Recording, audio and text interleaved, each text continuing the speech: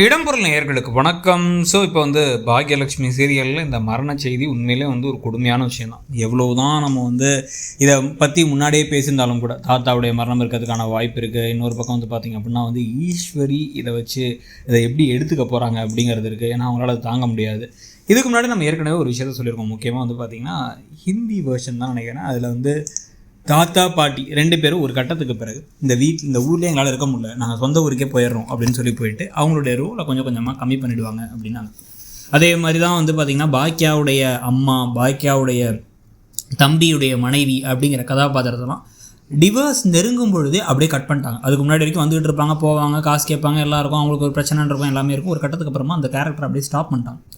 Stop பண்ணதுக்கு பிறகு பார்த்திங்க அப்படின்னா இப்போ அதே மாதிரி தாத்தாவுடைய கேரக்டர் இதுக்கப்புறம் தேவையில்லை, ஏன்னா கதையை எப்படி கொண்டு போகுதுங்கிறதுல யோசிச்சா எந்த ஒரு பெரிய திருப்பங்களும் இல்லை. தாத்தா பாட்டியை வச்சு மட்டும் எத்தனை நாள் தான் கொண்டு போக முடியும் அப்படிங்கிற கேள்வி.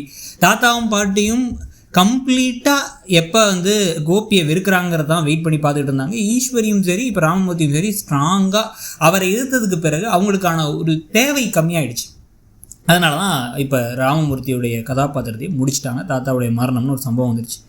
இப்படியே கதை போச்சு. இந்த கதையை ரொம்ப நாள் கொண்டு போகணும்னு முடிவு பண்ணாங்க அப்படின்னா ஈஸ்வரி பாக்கியாவுக்கு இன்னொரு கல்யாணத்தை பண்ணி வைக்கிறேன்னு முடிவெடுக்கிறதும், ஏற்கனவே அப்பாவுடைய இறுதி ஊர்வலத்தை கூட கடந்துக்க முடியலன்னு கோபத்துலையும் இறுதி காரியத்தை செய்ய முடியலங்கிற ஆத்திரத்துலையும் இருக்கக்கூடிய கோபி அதை பழிவாங்க ட்ரை பண்ணுறது, அதை மீறி பழனிசாமிக்கும் பாக்கியாவுக்கும் கல்யாணமே நடந்து முடிஞ்சதுக்கு பிறகு இப்போ அதில் சில பிள்ளைங்க வேணும் ஓகேங்கிறது, சில பிள்ளைங்க வேணாங்கிறலாம் ஒரு பக்கம்னா, இன்னொரு பக்கம் தாத்தாவுடைய மரணத்தை தாங்கிக்க முடியாமல், ஏன்னா இப்போ ஈஸ்வரியோட கதாபாத்திரத்தை இப்போ என்ன பண்ணுறதுங்கிற கேள்வி வந்துடும். ஏன்னா பழனிசாமிக்கே அம்மா இருக்காங்க, திருப்பி ஏற்கனவே ஒரு மாமியார் 2 மாமியார்லாம் வச்சுட்டு ஒரே வீட்டிலங்கிறதெல்லாம் இன்னும் கன்ஃபியூஸ் பண்ணிட்டே இருக்கும். அப்படிங்கிறதுனாலையும் அவங்கள தனியாக எங்கேயும் அனுப்ப முடியாதுங்கிறதுனால இன்னொரு அதிர்ச்சி தகவலாக ஈஸ்வரியுடைய மரணம் அப்படின்னு வரத்துக்கும் வாய்ப்பு இருக்குது. ஏன்னா அவங்களுக்கு ஊருக்கு அனுப்ப முடியாது தனியாக. அப்போ பாக்கியா இப்போ தாத்தா இறந்த சோகம் தாங்க முடியாமல் இவங்களும் போயிட்டாங்க அப்படிங்கிற மாதிரி இன்னொரு நெகட்டிவான விஷயத்தை கொண்டு இவங்கெல்லாம் போது ஏற்கனவே கல்யாணத்தை அவங்க பண்ணிட்டாங்க. இப்போ பழனிசாமி கூட ஒரு கல்யாணம் இவங்களுக்கு பார்த்திங்க அப்படின்னா குழந்தைங்களுக்குள்ளே இருக்கக்கூடிய பிரச்சனைகள், செடியன் அக்செப்ட் பண்ணிக்காமல் இருக்கிறது, அவரை திருப்பி அவங்க அப்பா கூட போய் சேர்ந்துக்கிறது, இனியா முடியாதுன்னு போய் அவங்க அப்பா கூட சேர்ந்துக்கிறது, திருப்பி அவங்க மனசெல்லாம் ஜெயிச்சு இவங்க கூட கூட்டு வரதுக்கு ட்ரை பண்ணுறது. இதுக்கு நடுவில் பார்த்திங்க அப்படின்னா ராதிகாவுக்கும் கோபிக்கும் இடையிலே மாற்றி பிரச்சனைகள்னு கதை போக வாய்ப்பு இருக்குது.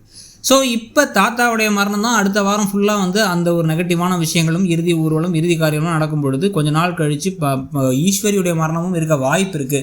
அப்படிங்கிறத பற்றி நீங்கள் என்ன நினைக்கிறீங்க? இந்த கதை போகிற போக்கை பற்றி உங்களுடைய கருத்து என்ன? ஒருவேளை பாக்கியாவுக்கும் பழனிசாமிக்கும் திருமணம்னு ஒரு ஆங்கிள், திருப்பி பார்த்திங்கன்னா குடும்பத்துக்குள்ளார நிறைய குழப்பங்கள் குளறுபடிகள், இங்கேருந்து அங்கே போக அங்கேருந்து இங்கே வராங்கிற கதைகள்லாம் இருந்துச்சுன்னா எப்படி இருக்கும்னு நினைக்கிறீங்கிறத சொல்லுங்கள். தேங்க்யூ.